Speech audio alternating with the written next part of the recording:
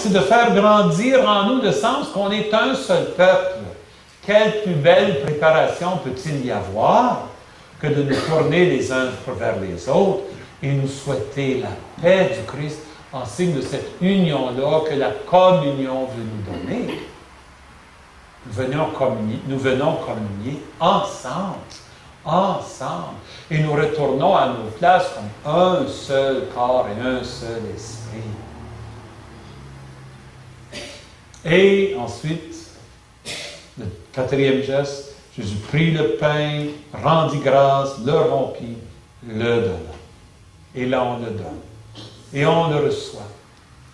Et le prêtre ou le ministre de communion dit, le corps du Christ, puis nous répondons, Amen. Saint Augustin a dit, devenez ce que vous mangez. Il faut que vous deveniez le corps du Christ. Vous mangez le corps du Christ, il faut que vous deveniez le corps du Christ. Donc, quand on dit Amen, on ne fait pas juste dire « Je crois que c'est le Christ que je reçois sa vie en moi ». C'est pas juste ça qu'on est en train de dire. On est aussi en train de dire Amen à la mission qu'il nous donne. Amen, oui, je veux devenir un seul corps avec mes frères et mes sœurs, dans l'amour qui nous unit.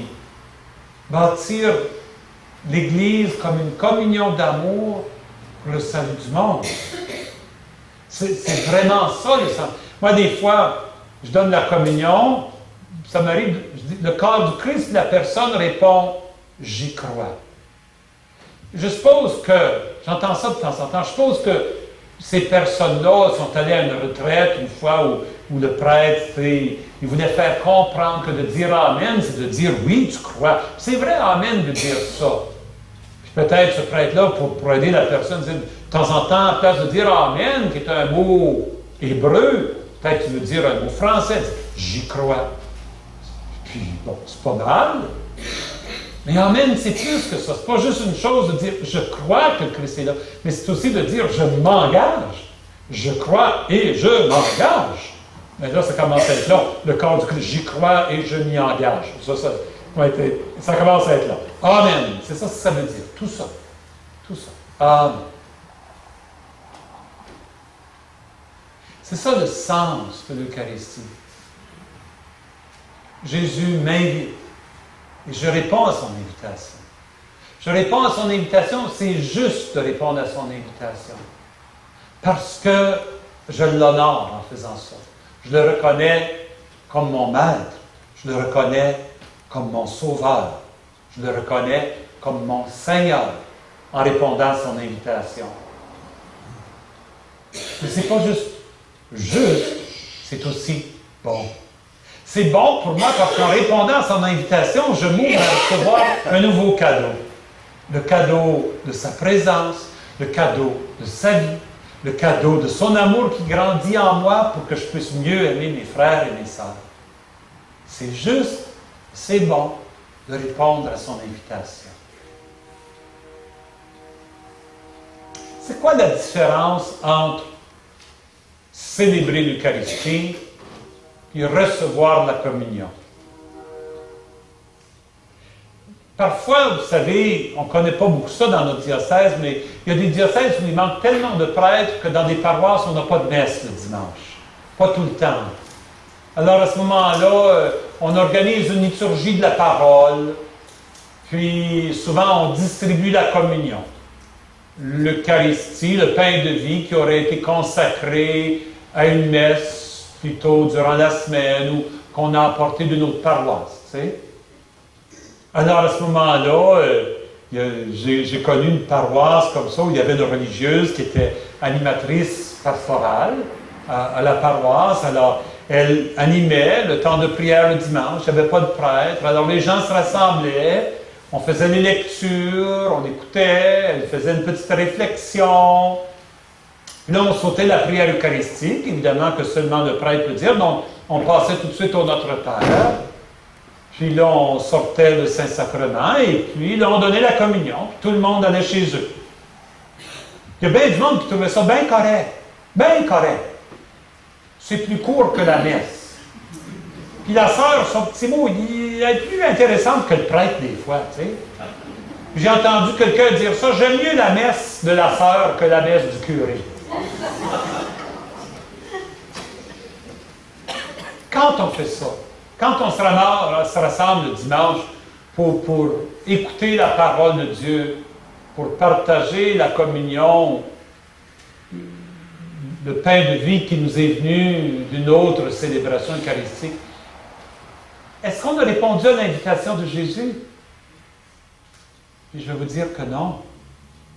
Parce que Jésus ne nous a pas invités à venir manger. Il nous a invités à prendre le pain et le vin, à rendre grâce, à rompre le pain et à le manger. Il nous a invités à faire chacun de ces 4 gestes-là. C'est ça l'Eucharistie. C'est tout ça. C'est la procession des offrandes, c'est la prière d'action de grâce, c'est la fraction du pain. Et ensuite, on mange. Tout ça, on fait ça en mémoire de lui. Parce qu'en faisant ça, on refait ce qu'il a fait le soir avant de mourir.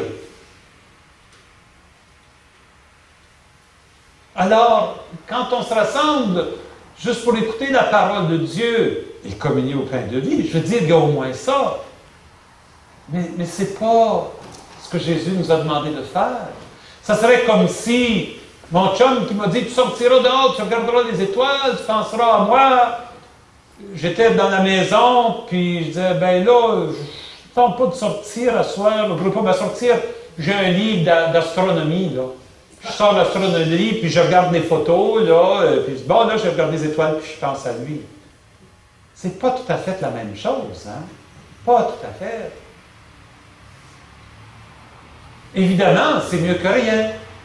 Le prêtre ne peut pas se rendre. Mais plutôt que de rester à la maison, chacun chez soi, au moins on va se rassembler. Au moins on va prier ensemble. Au moins on va écouter les lectures ensemble.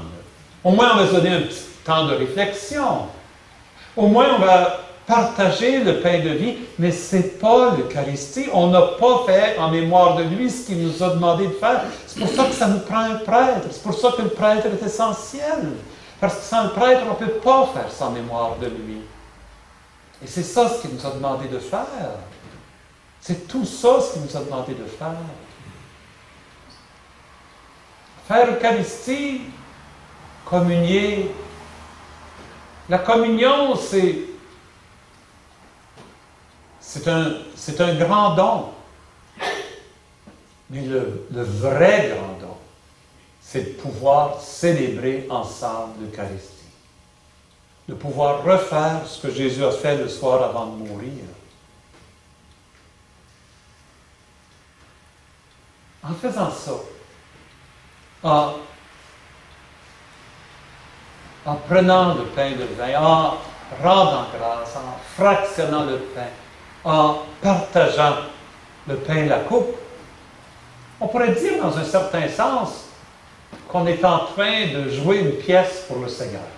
Vous savez, on joue une pièce. Un des problèmes, je trouve, trop souvent, c'est qu'on pense que l'Église, c'est comme une pièce, mais la pièce, les acteurs sont le prêtre, puis les lecteurs, puis les enfants de chœur en avant, puis nous autres, on est les spectateurs. Hein, êtes-vous d'accord? Des fois, on a un peu cette impression-là, tu sais. C'est nous autres dans les bancs, là, on est les spectateurs, puis là, on regarde, là, puis bon, c'est la pièce. Puis le problème, c'est que dans un théâtre, c'est comme ça. La pièce se passe en avant, puis les gens qui sont dans l'assemblée, c'est les spectateurs. Si on va à la messe avec l'attitude de spectateur, on n'a pas compris grand-chose encore. Si on y va comme spectateur, ben c'est comme quand on voit une pièce. J'espère que la pièce, elle va pas être trop plate, là, puis ça va être intéressant, que la musique soit bonne, que le discours soit intéressant, tu sais. Mais c'est comme si on est passif là-dedans. Mes amis, on peut dire que la messe, c'est comme une pièce. C'est du théâtre. La liturgie, c'est un théâtre, c'est une pièce de théâtre. Mais le spectateur, c'est qui? C'est Dieu. Dieu, le Père, le Fils et l'Esprit Saint. On est en train de faire cette pièce-là pour lui.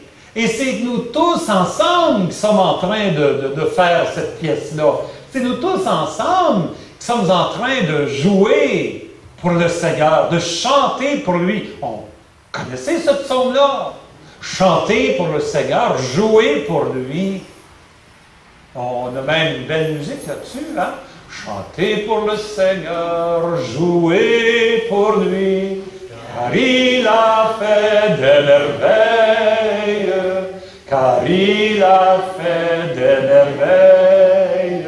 Ben c'est ça, jouer pour le Seigneur, jouer cette pièce pour le Seigneur, chanter pour le Seigneur, chanter pour lui, c'est nous autres, ça.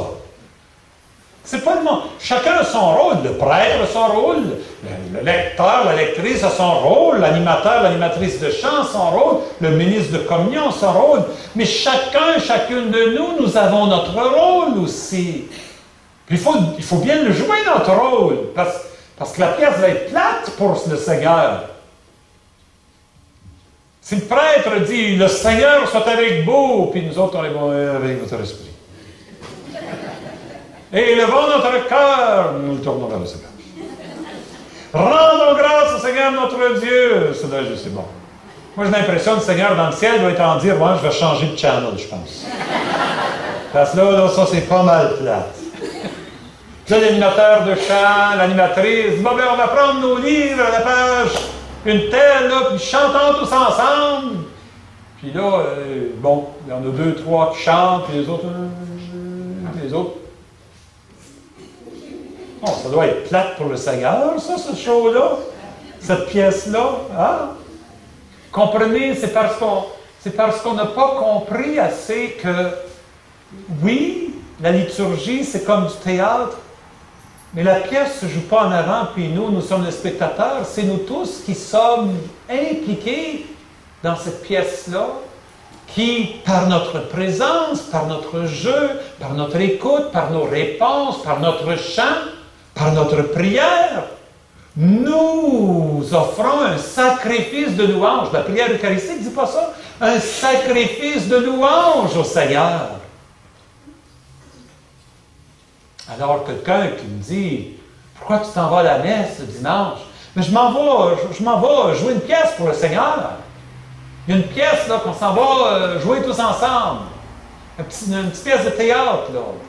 Puis le plus qu'on est, plus vivant qu'on est, le plus cette pièce-là, elle est belle pour Dieu. Tu veux-tu venir avec moi? Veux-tu venir avec moi parce que ta présence rend la pièce encore plus belle pour le Seigneur. Ta voix rend la pièce plus belle. Ta prière rend toute notre prière plus belle. Tu viens-tu? Viens-tu avec moi? Juste avant que le prêtre commence la grande prière d'Action de grâce, il dit « Prions ensemble au moment d'offrir le sacrifice de toute l'Église. » Qu'est-ce qu'on répond? Pour la gloire de Dieu et le salut du monde. Prions ensemble au moment d'offrir le sacrifice de toute l'Église. On entre, on va commencer le cœur de la pièce. On va offrir le sacrifice de toute l'Église. Puis là, dans une petite phrase, on dit pourquoi on fait ça. On le dit direct là. Pour la gloire de Dieu et le salut du monde. Pourquoi tu vas à la messe? Pour la gloire de Dieu et le salut du monde. Pas plus compliqué que ça. Mon monsieur, là, qui regardait son fils, je ne vais plus à la messe. Puis j'ai dit, pourquoi tu ne partages pas? Pourquoi tu vas à la messe? Je ne sais pas pourquoi je vais à la messe. C'est facile. Tu y vas pour la gloire de Dieu, le salut du monde. Tu t'en vas rendre gloire à Dieu. Tu t'en vas offrir un sacrifice de louange au Seigneur. Tu t'en vas louer le Seigneur. C'est pour la gloire de Dieu que tu fais ça. Et tu le fais pour le salut du monde. Ça, c'est difficile à comprendre. Ça, c'est pas évident. Hein? C'est pas évident. Qu'est-ce que le fait que moi, je vienne à la messe ici peut avoir avec le salut du monde? Mes amis, je me dis d'une façon mystérieuse, le salut du monde dépend de notre présence à l'Eucharistie. L'Eucharistie, c'est comme un paratonnerre dans le monde. Vous savez, c'est quoi un paratonnerre? Hein, on lève des paratonnerres. Sur nos églises, on en a des paratonnerres parce que nos grands pignons sont tellement élevés que s'il n'y a pas de paratonnerre, puis un éclair frappe le clocher va éclater, va s'embraser. Alors on met un paratonnerre pour que l'éclair frappe le paratonnerre, suive le